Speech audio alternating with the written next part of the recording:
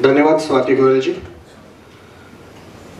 वैसे तो James of Bollywood का हमें ताली बजाकर अभिनंदन करना चाहिए कि इतना गंभीर विषय इन्होंने रिसर्च किया है, और साथ ही जेम्स ऑफ बॉलीवुड द्वारा जो व्हाइट पेपर रिलीज किया गया है, तो आज हम इस व्हाइट पेपर का यहाँ पर प्रकाशन करने वाले हैं। मैं मान्यवरों से विनती करता हूँ कि वो जो व्हाइट पेपर है, जिसे हम श्वेत पत्रिका कह सकते हैं,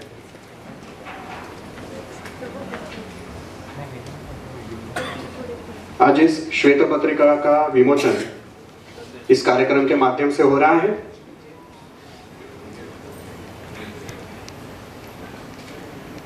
मैं मानव से विनती करता हूं कि आप इस रिपोर्ट का विमोचन करें। यह व्हाइट पेपर आज आप सभी के लिए उपलब्ध हो रहा है। आप सभी इसे पढ़िए।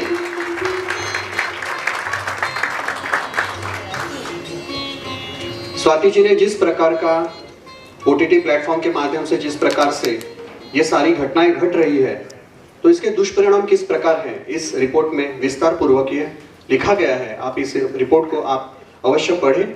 यह रिपोर्ट आपको स्वागत कक्ष के समीप आपको अवश्य मिल जाएगी। आज का यह महत्वपूर्ण कार्यक्रम जेम्स ऑफ बॉलीवुड और हिंदू जनजागृति समिति, इन दोनों के YouTube चैनल के माध्यम से लाइव किया गया है। आज आप सभी यहाँ पर उपस्थित हैं। आप सभी से विनती है कि आप अधिक से अधिक उसे लाइक और शेयर करें, जिससे यह जो कार्यक्रम है वो अधिक से अधिक जनता तक पहुँचे।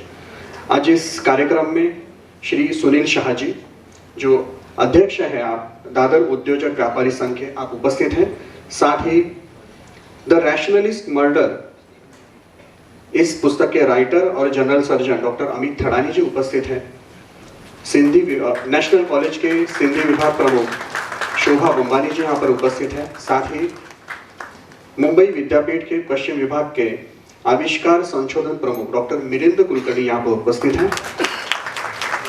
BAF नेशनल कॉलेज के प्रमुख श्री मुकेश कनोजिया जी यहाँ पर उपस्थित हैं। हम आपका स्वागत करते हैं। अब तक हमने जिस प्रकार से जो आक्रमण हो रहे हैं हिंदू समाज पर, हमारी संस्कृति पर, ये सारे आक्रमण हम देख रहे हैं, परंतु इन आक्रमणों के साथ हम किस प्रकार से लड़ सकते हैं, इसका विरोध किस प्रकार से कर सकते हैं, तो हमें प्रैक्टिकली कुछ करना होगा, केवल बहिष्कार से नहीं होगा। तो प्रैक्टिकली किस प्रकार से हम इससे लड़ सकते हैं, इसके बारे में हमें मार्गदर्शन करने वाले हैं हिंदू जनजागृति समिति के राष्ट्रीय प्रवक्ता श्री रमेश शिंदे जी। मैं उनका परिचय आपको करवा कर देता हूँ। आप सिविल इंजीनियर हैं, साथ ही आप सनातन धर्मभूषण, हिंदू कुलभूषण पुरस्कार आदि पुरस्कारों से सम्मानित हैं, तथा पूर्णकालिक धर्म प्रसारक के रूप में पूरे देश में आप भ्रमण करते हैं। आप धर्म एवं राष्ट्र संबंधी विविध विषयों के अध्ययनशील व्याख्याता एवं समाचार पत्रों के स्तंभ लेखक के रूप में जाने जाते हैं। अनेक राष्ट्रीय दूरदर्शन वाहिनियों के चर्चा सत्रों में हिंदू धर्म का पक्ष आप प्रभावी रूप से रखते हैं। आप बुद्धिवादियों का अहंकार, लोकतंत्र में फैली दुष्प्रवृत्तियां, हलाल जिहाद, धर्म परिवर्तन, हिंदू राष्ट्र, मनुस्मृति आदि विषयों पर आधारित सनातन के ग्रंथों के संकलन करता है। मैं आपसे निवेदन करता हूं कि आप अपना विषय हमारे सम्मुख प्रस्तुत करें।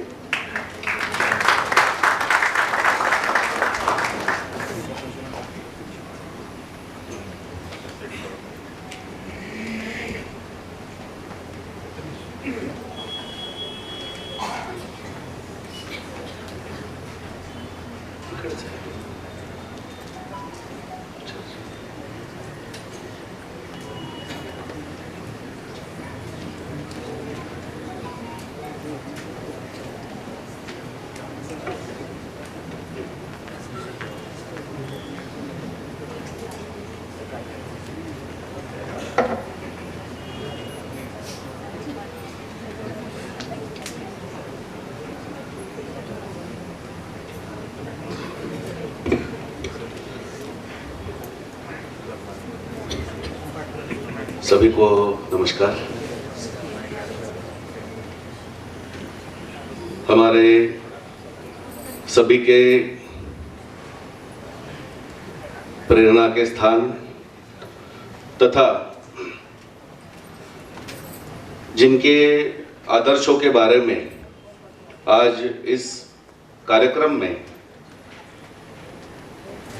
जानना तथा उनके आदर्शों का आचरण करना अनिवार्य है, ऐसे हमारे छत्रपति शिवाजी महाराज, प्रभु श्री राम, हमारे सद्गुरु सच्चिदानंद परब्रह्म डॉक्टर आठवले जी, यहाँ पर उपस्थित उदय माहुरकर जी की जो ये मुहिम जिन्होंने छेड़ी है और जिस प्रकार से इसको प्रतिसाद मिल रहा है, कार्यक्रम के प्रस्तावना में सागर जी ने आपको बताया, लेकिन ये जो आज हर एक के मन की बात है, लेकिन करेगा कौन, पहल कौन करेगा? जब स्कूल में गए, कॉलेज में गए, हर जगह पर यही बात हो रही है, समाज में भी गए तो भी यही चिंता है, लेकिन उदय माहुरकर जी ने पहल की, यह सबसे बड़ी बात है, इसलिए ये विशेषता है। और स्वाति जी तथा संजीव नेवर जी का तो आपने कार्य भी देख लिया, उनका वक्तव्य भी सुन लिया। एक बात शायद आपको नहीं पता है, अभी यहां पर जैसे फिल्म सिटी है गोरेगांव में, वैसे उत्तर प्रदेश में भी फिल्म सिटी बन रही है और योगी आदित्यनाथ जी बना रहे हैं। और उस फिल्म सिटी के प्रचार के लिए जब योगी आदित्यनाथ जी आए थे तो उनकी मीटिंग में बॉलीवुड के एक अभिनेता सुनील शेट्टी रो पड़े थे और उन्होंने कहा था कि इस जेम्स ऑफ बॉलीवुड पर आप नियंत्रण कीजिए। तो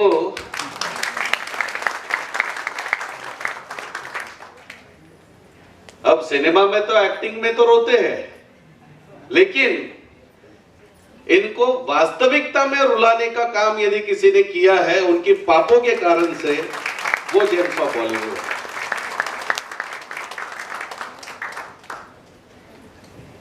आज आप सभी इतनी बड़ी संख्या में आए हैं, आप सभी को भी यही चिंता सताती होगी और मेरे उपरांत उदय जी इसका समाधान क्या है वो भी बताएंगे।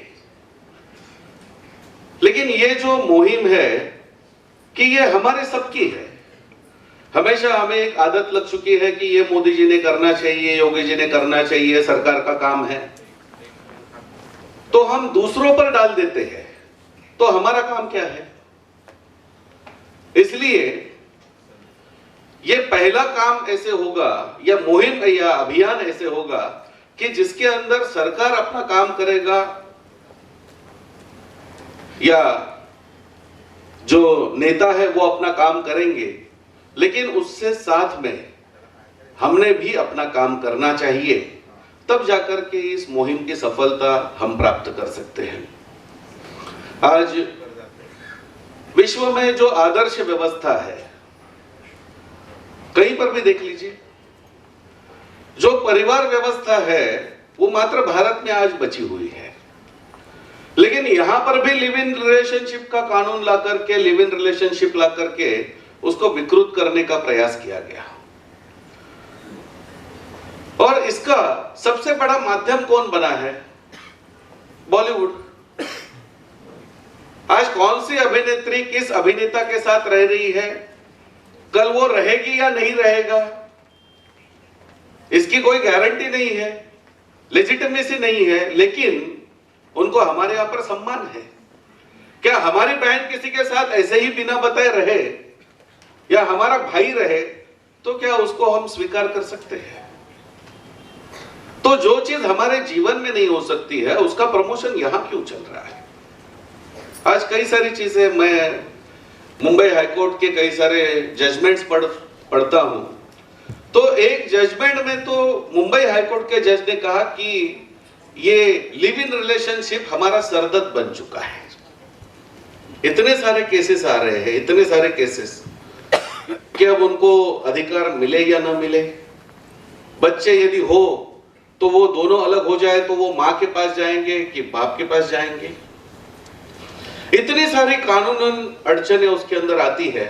और दुर्भाग्य से देखिए कि हमारे सुप्रीम कोर्ट में 7 जजेस बेंच बिठा करके होमोसेक्सुअल मैरिज को लेजिटिमेट करना या नहीं करना उसकी चर्चा होती है। सुप्रीम कोर्ट में 60,000 केसेस पेंडिंग है और वहां पर चर्चा क्या है, तो होमोसेक्सुअलिटी को लीगलाइज करना या नहीं करना है। कितने होंगे होमोसेक्सुअल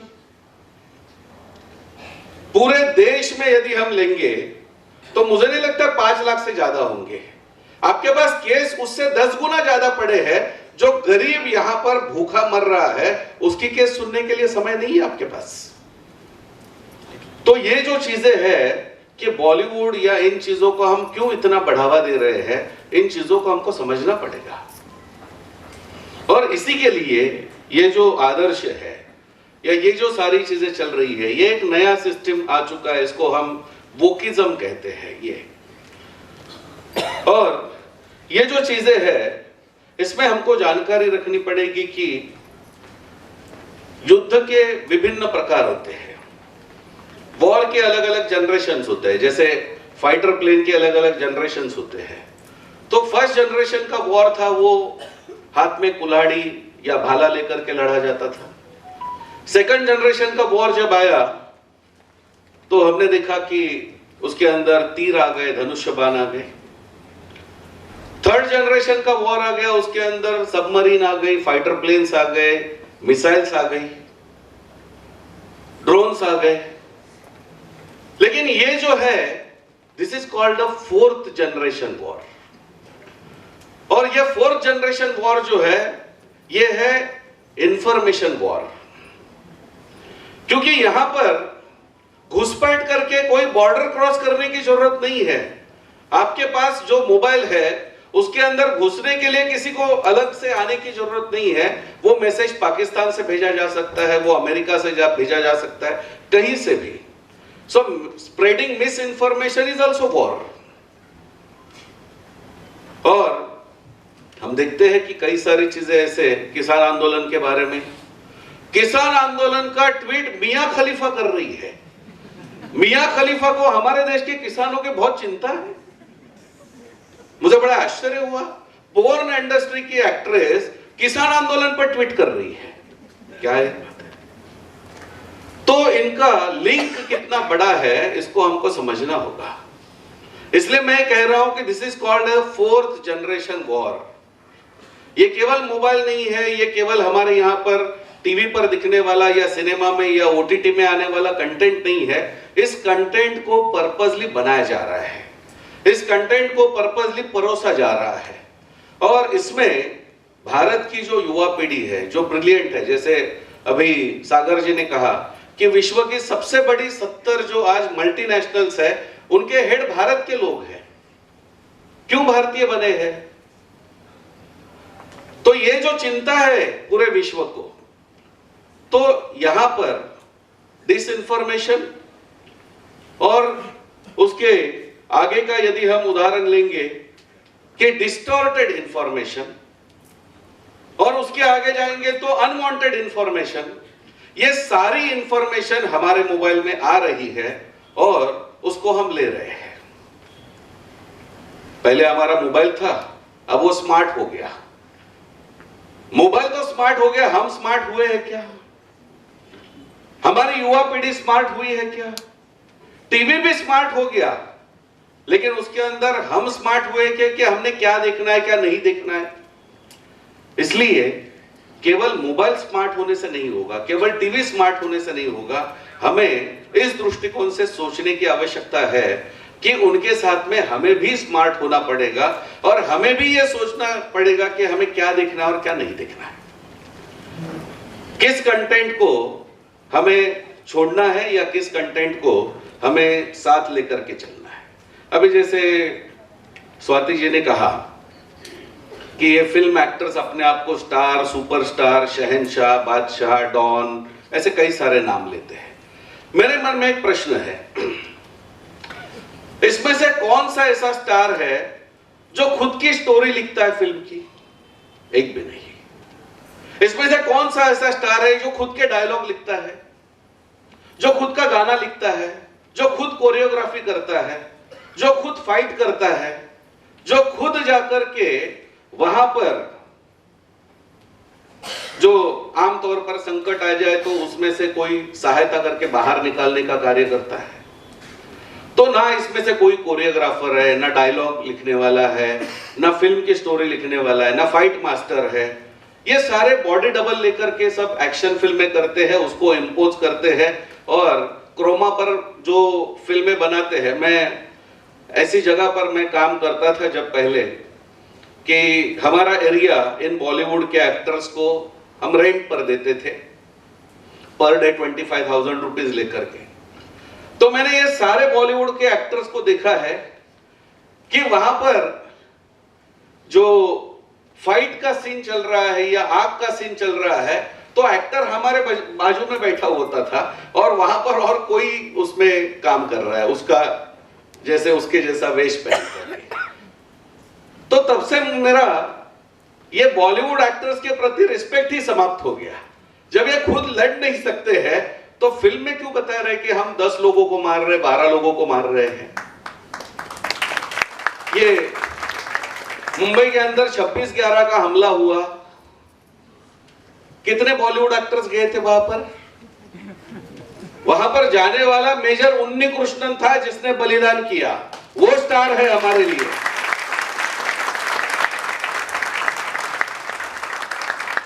और इसलिए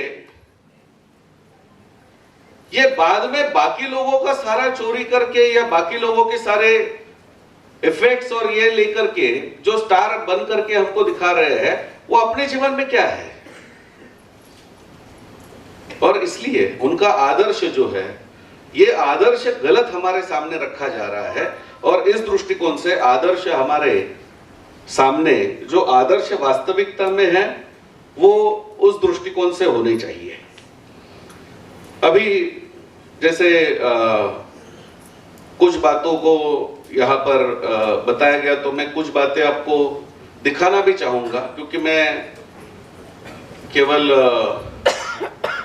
बोल रहा हूं ऐसे नहीं है। अभी रिसेंटली ओटीटी के ऊपर क्या आता है आपको एक मैं दृश्य दिखाता हूं। ये है एक ओटीटी की एकता कपूर के अल्ट बालाजी जो ये है उसका जो वेब सीरीज है उसका, कि इस महिला का पति जो है वो आर्मी में अधिकारी है, वो जंग लड़ने के लिए गया है और उसकी वाइफ उसका यूनिफॉर्म लेकर के अन्य किसी मर्द के साथ सेक्स कर रही है। ये इसको क्या कहेंगे? मतलब राष्ट्रभक्ति और राष्ट्र प्रेम तो छोड़ दीजिए, ये क्या दिखा रहे हैं? और हमने केवल इतना ही किया ऐसे नहीं है, इसके ऊपर हमने बहुत सारा काम किया, बहुत सारे आंदोलन हमने इसके अगेंस्ट किए।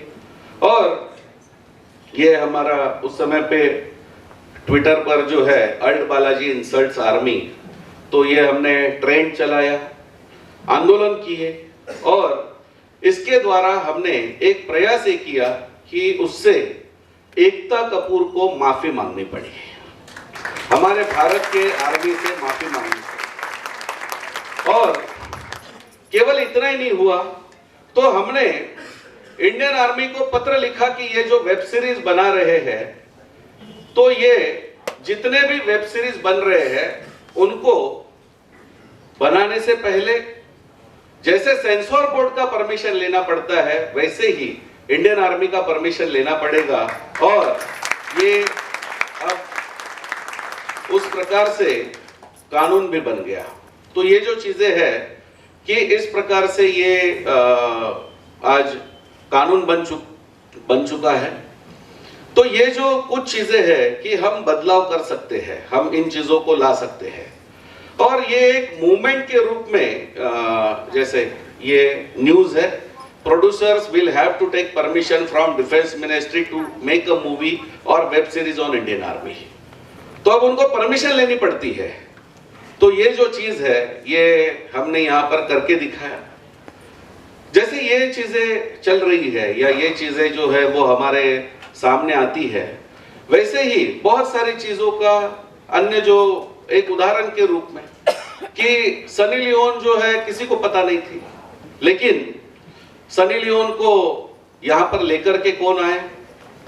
तो बिग बॉस में लेकर के आए। और सनी लियोन जो है वो एक समय पे सबसे भारत का सबसे जो हाईएस्ट सर्च वर्ड है वो सनी लियोन था और उसको बिग बॉस में लेकर के आए। तो 2012 से 2017 तक 5 साल भारत में हाईएस्ट सर्च गूगल वर्ड जो है वो सनी लियोन था।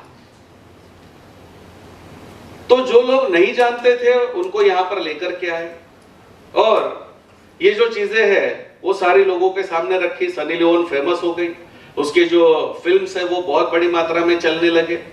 और जब ये फिल्में सब चलने लगी तो अब वही सलमान खान जो बिग बॉस चलाता है उसका न्यूज क्या है? Salman Khan bats for censorship on OTT. मतलब ये उसको बिग बॉस में लेकर के आए और वो न्यूज क्या दे रहे हैं कि नहीं ओटीटी पर सेंसरशिप होना चाहिए। Vulgarity, nudity, abuse need to stop because we live in India. अरे भाई, सलमान खान को पहली बार पता चला हम इंडिया में रह रहे हैं। बिग बॉस में था तब पता नहीं था उसको हम भारत में रह रहे हैं। तो एक तरीके से कहना कुछ अलग है, पैसे कमाने के लिए कुछ करना अलग है, इनको हमको समझना होगा। तो ये जो चीजें हैं, ऐसी कई सारी चीजें सामने आती है, लेकिन हमें उन सारी चीजों को करना पड़ता है। भारत का पहला एफआईआर ये हिंदू जन जागृति समिति के रणरागिनी शाखा ने किया था। तो ये सनी लियोन के अगेंस्ट पहला एफआईआर हमारा दर्ज हुआ है। और केवल इतना ही नहीं, तो हमने ये भी कहा था कि उसको अब भारत में रहने की कोई आवश्यकता नहीं है। नाउ हिंदू जन जागृति समिति वांट सनी लियोन डिपोर्टेड। वो भारत की नागरिक है ही नहीं, तो डिपोर्ट करो उसको, ये हमारा उस समय पे डिमांड था। तो ये जो चीजें हैं कि ऐसे लोगों को कि जिनकी भारत की संस्कृति, भारत की परंपरा में कोई आवश्यकता ही नहीं है, तो ऐसे लोगों को क्यों यहाँ रहना चाहिए? तो ये जो चीजें हैं, इन चीजों को हमने काफी बड़ी मात्रा में किया है। और केवल यहाँ तक नहीं, हमने ये जो पोस्टर्स होते हैं, जो बहुत सारे वल्गर पोस्टर्स आते हैं, तो ये वल्गर पोस्टर्स के अगेंस्ट भी हमने कंप्लेंट लॉन्च किए हैं, उनको भी निकलवाया है। और जैसे गोवा में बीच में कैसीनोज आ गए, तो कैसीनोज के एडवर्टीजमेंट इतने गंदे स्वरूप में, बड़े बड़े होर्डिंग के रूप में लगना चालू हो गए। तो हिंदू जन जागृति समिति का रणरागिनी विंग था, उसने वो जो पोस्टर्स या होर्डिंग्स लगाए थे उसको डांबर काला रंग लगा दिया और ये बताया कि ऐसे होर्डिंग हम नहीं सहेंगे। और इसके माध्यम से आज गोवा में कोई भी कैसीनो इतनी हिम्मत नहीं करता है कि इस प्रकार के होर्डिंग लगाया। तो ये जो चीज है कि हम कर सकते हैं, हम सब साथ मिलकर के ये सारी चीजों को कर सकते हैं। सिर्फ यही है कि हमें साथ में आना होगा। आज जिसको इतना बड़ा हमारे यहाँ पर जो है पिकासो ऑफ इंडिया कहा जाता है, वो पिकासो ऑफ इंडिया, उसका ये सरस्वती माता का चित्र देखिए, एमएफ हुसैन, ये कहां से पिकासो ऑफ इंडिया हो गया? जिसको भारत, हमारी सरस्वती माता नग्न दिखाई देती है। फिर ये दुर्गा का चित्र देखिए, इसके अगेंस्ट हमने 1250 कंप्लेंट्स फाइल किए थे और उसे भारत छोड़कर के कतर में भागना पड़ा। तो ये जो चीजें हैं कि इनको हमें, मैं क्यों बता रहा हूं ये सारी चीजें, ये आप उसका भगवान शिव का चित्र देखिए। तो ये भगवान शिव का चित्र जो है उसके अंदर कहां आर्ट आपको दिखाई देता है? गंदगी है, न्यूडिटी है। लेकिन आप एक उदाहरण ध्यान में हमेशा रखिए कि जब हमने उसके साथ डायलॉग किया, एमएफ हुसैन से काफी साल तक हमने लड़ाई लड़ी, जब हमने उसको पूछा कि आपको सारे हमारे देवता भारत माता नग्न दिखाई देती है तो ऐसा क्यों है, तो उसने कहा कि मैं खुद पंढरपुर का रहने वाला हूं, तो मेरे मन में हिंदू देवताओं के प्रति इतनी पवित्रता है कि जहां पर पवित्रता होती है वहां पर कपड़े नहीं होते हैं, तो इसलिए मुझे वो शुद्ध रूप में दिखाई देती है। तो उसी एमएफ हुसैन का ये जिस बुक में ये सारे चित्र है, उसी बुक के अंदर दो और चित्र थे, एक स्वयं की मां का और स्वयं की बेटी का, उनके पूरे कपड़े पहने थे, नौवारी साड़ी। तो हमने पूछा कि हिंदू देवता पवित्र है उसके लिए नग्न दिखाई देते हैं, अपनी मां के बारे में क्या है, उसको नौवारी साड़ी पहनाई है तुमने, क्या वो अपवित्र है? तो इनका ये जो नकलीपन है उसको एक्सपोज करना चाहिए हमें, उनको वास्तविकता में बताने की आवश्यकता है कि तुम्हारी असलियत क्या है, क्योंकि ये पवित्रता और कुछ नहीं है, ये केवल हमारे देवता हमारे धर्म इनको भ्रष्ट करके पैसा कमाने का माध्यम है। यही चित्र विदेश में करोड़ों में बेचे जाते हैं और इसी के लिए ये सारी चीजें चलती है। तो ये जो चीजें है कि बॉलीवुड के अंदर तो आजकल यही हो गया कि any publicity is good publicity. इसी के लिए आप देखिए पूनम पांडे ने ये कहा कि भारत का क्रिकेट टीम यदि वर्ल्ड कप जीतेगा तो मैं उनका स्वागत पूरे वस्त्र निकाल करके करूंगी। हमारे मीडिया ने फ्रंट पेज पर छाप दिया।